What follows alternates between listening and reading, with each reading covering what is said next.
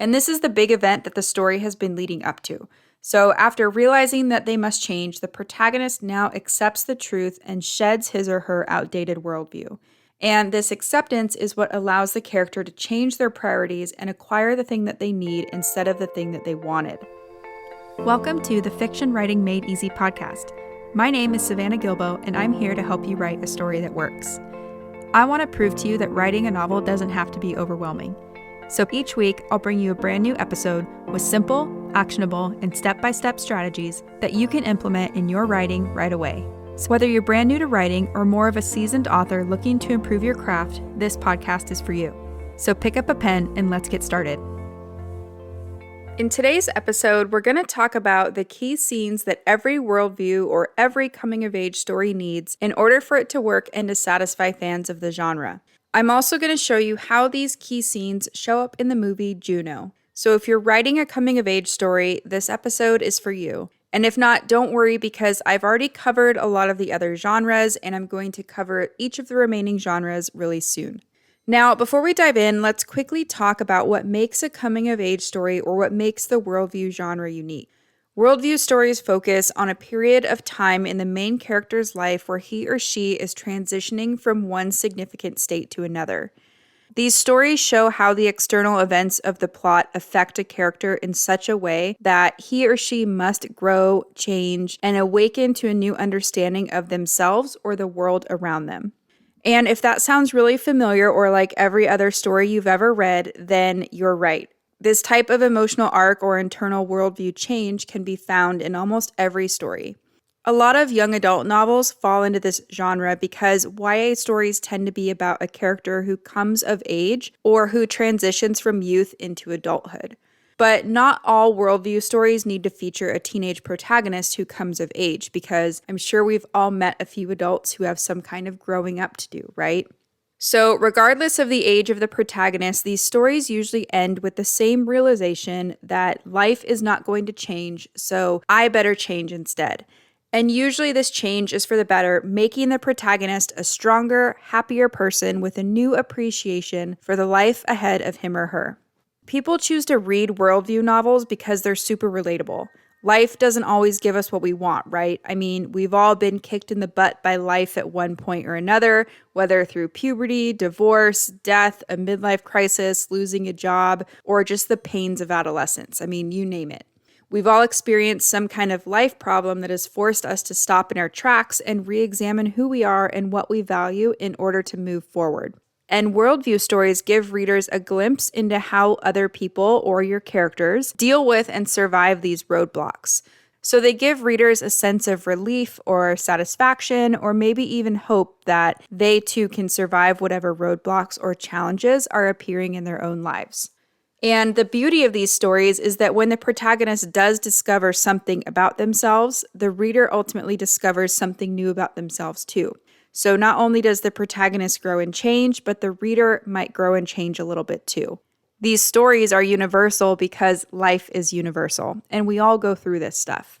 Now, like all genre fiction, you have to deliver the emotional experience readers are looking for in order for your story to work.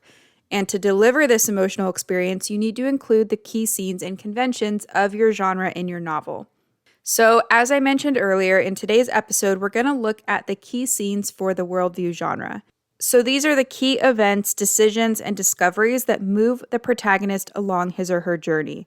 And these key scenes are what help us evoke emotional reactions in the reader. So they're what help us writers write a story that works, and then when coupled with your genre's conventions, they help us evoke emotional reactions in our readers. So let's take a look at what these key scenes are and how they show up in the movie Juno. And if you're wondering why I'm going to walk you through these key scenes in a movie, it's just because movies require less of a time investment, and I'm hoping you've either seen the movie Juno or that you'll at least watch it after listening to this episode to really help cement these key scenes in your mind.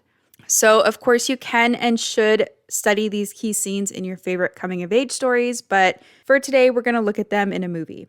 And as I go through these key scenes, I want you to consider why each scene would need to be in a worldview story or what purpose it serves in the overall narrative. So I think you'll find that each of these key scenes has a really specific purpose, why it needs to be there. And because of that, you can then use these key scenes plus the conventions of the worldview genre to help you craft an outline or a first draft of a story that works. And just a reminder, if you want to see how these key scenes show up in a few other stories, you can check out the blog post that goes along with this episode that also includes examples from The Perks of Being a Wallflower and The 40-Year-Old Virgin. I'll make sure to link to that blog post in the show notes, but for now, let's dive into the key scenes of the worldview genre and see how they show up in the movie Juno. As a freebie for this episode, I created a cheat sheet that lists out each of these key scenes as well as the conventions of the worldview genre. You can download that by going to savannahgilbo.com/worldview. The first key scene your worldview story needs is a scene in which some kind of opportunity or circumstance challenges the protagonist's belief and or their understanding of how the world works. In a lot of cases, the protagonist accepts this opportunity or challenge because they don't have a choice. But in some cases, they accept this opportunity or challenge because whatever it is holds the promise of an escape from whatever pain that they're harboring inside. So in the movie Juno has never accepted or dealt with the feelings that she has about her mother abandoning her. And in order to not ever deal with that kind of pain again, Juno has employed a defense mechanism of acting like an adult and being super cool to keep people at arm's length. So she believes that if you're an adult, you can kind of do whatever you want, act however you want, and that you don't really need to trust or rely on anybody except yourself. And then her worldview is challenged when she gets pregnant with Bleeker's child and realizes that she's about to really become an adult herself. So that's key scene number 1, some kind of challenge or opportunity that challenges the protagonist's worldview. The second key scene your worldview story needs is a scene in which the protagonist commits to the wrong thing. And by committing to the wrong thing, I mean that the protagonist usually commits to pursuing his or her want or whatever this thing is that they think is going to make them happy. So at this point, they're ignorant to what they really need or to what will really make them feel happy and fulfilled. In some cases, the protagonist is even faced with an opportunity to get what he or she needs, but they reject the opportunity to pursue the thing that they want. So in the movie Juno decides to put the baby up for adoption instead of having an abortion. Because of that, she finds a couple in the newspaper who are looking for a baby, and she shares her plan to give them her baby with her parents. So Juno thinks that by putting the baby up for adoption, she's going to gain back her freedom and continue on with life as normal. She can pretend to be cool like an adult without having any actual adult responsibilities. So that's key scene number 2, a scene in which the protagonist commits to the wrong thing. The third key scene you'll want to include in your worldview story is a scene in which the protagonist ignores the truth or the lesson of the story. So in most cases, whatever strategy the protagonist has been trying to use hasn't been working and it's time to try something else. Usually the protagonist will see part or all of the truth, but they decide to ignore it and will continue to cling on to their outdated worldview instead. So in the movie Juno, this is when she visits Mark and Vanessa's home to show them the ultrasound picture, but quickly realizes that Vanessa is not home. Instead of leaving, she stays, and Mark gets a little more aggressive with his flirting. This should show Juno that Mark isn't as cool as she thinks and that not all adults do the right thing, but instead she ignores it. And finally, when Vanessa does get home and she shows the ultrasound picture to her, Juno realizes that Vanessa is going to be a good mother, which is something that she herself never had. So she sees the truth about both Mark and Vanessa here, but she can't really internalize it yet because she still thinks that Mark is cool and Vanessa is a square. So that's key scene number 3, a scene in which the protagonist sees but ignores the truth. The fourth key scene you'll want to include in your worldview story is a scene in which the protagonist can't run from the truth anymore. So this is when the protagonist faces some kind of failure or disappointment that leads to the realization that he or she must change. Their outdated worldview has protected them this far, but now because of whatever has happened, there's no going back to the way things used to be, so they can no longer avoid changing. In the movie Juno, this is when Juno learns that Mark is leaving Vanessa and she questions whether or not to continue with the adoption. She finally realizes that Mark isn't this cool guy adult that she's been painting him to be in her mind. She also learns that Bleeker has asked someone else to prom and she's upset even though she made it clear that she didn't want to date Bleeker. So at this point, she has to change her worldview. What does it really mean for her to be an adult? And what does it mean to do the right thing? So that's key scene number 4, a scene in which the protagonist can't run from the truth anymore. The 5th key scene you'll want to include in your worldview story is a scene in which the protagonist finally embraces the truth. And this is the big event that the story has been leading up to.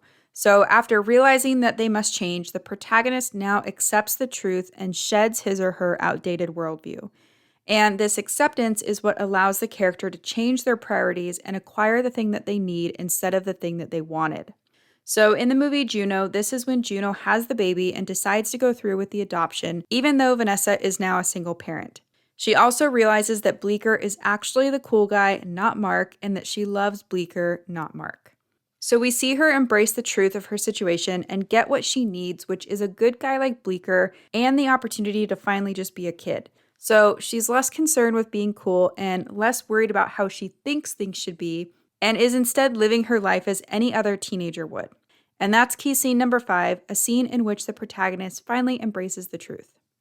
The 6th key scene is a scene in which the protagonist's loss of innocence is rewarded.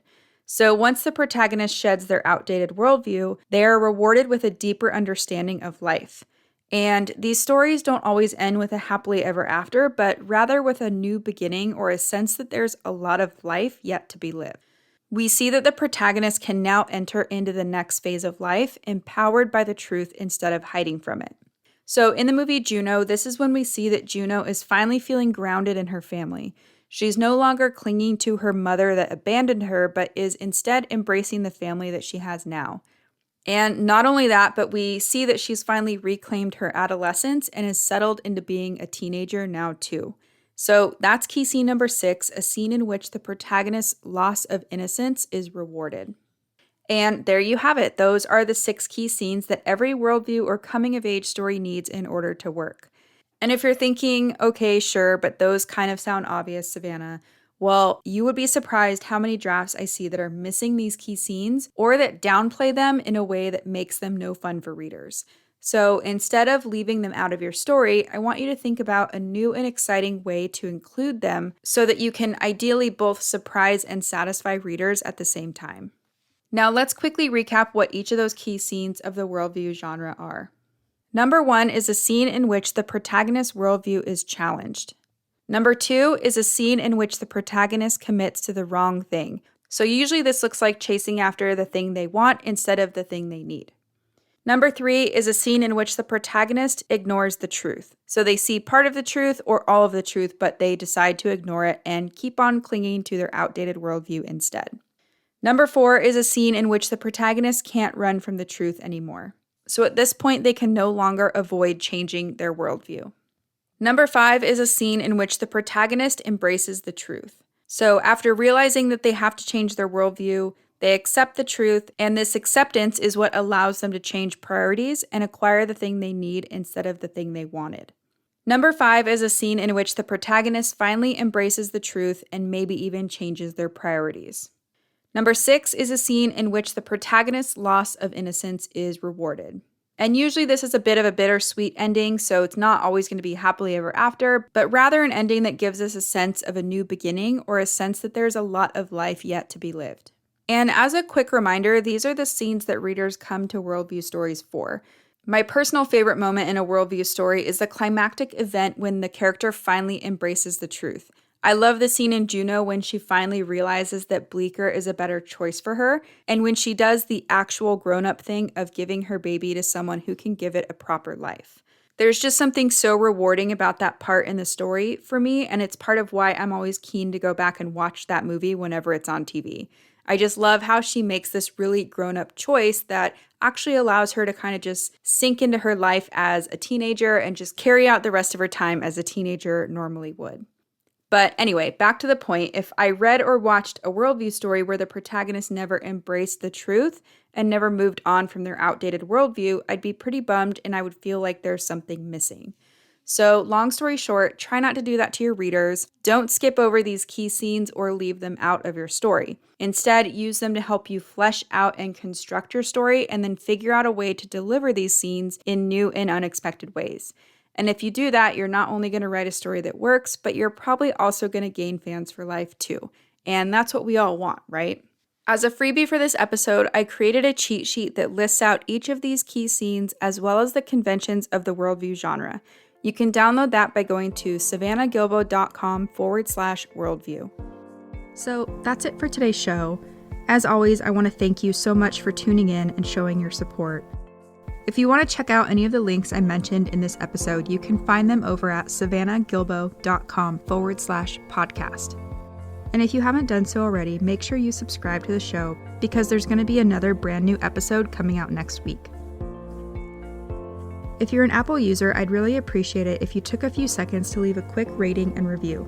Your ratings and reviews tell iTunes that this is a podcast that's worth listening to. And in turn, that helps this show get in front of more fiction writers just like you. So that's it for today's show. I'll be back next week with a brand new episode. Until then, happy writing.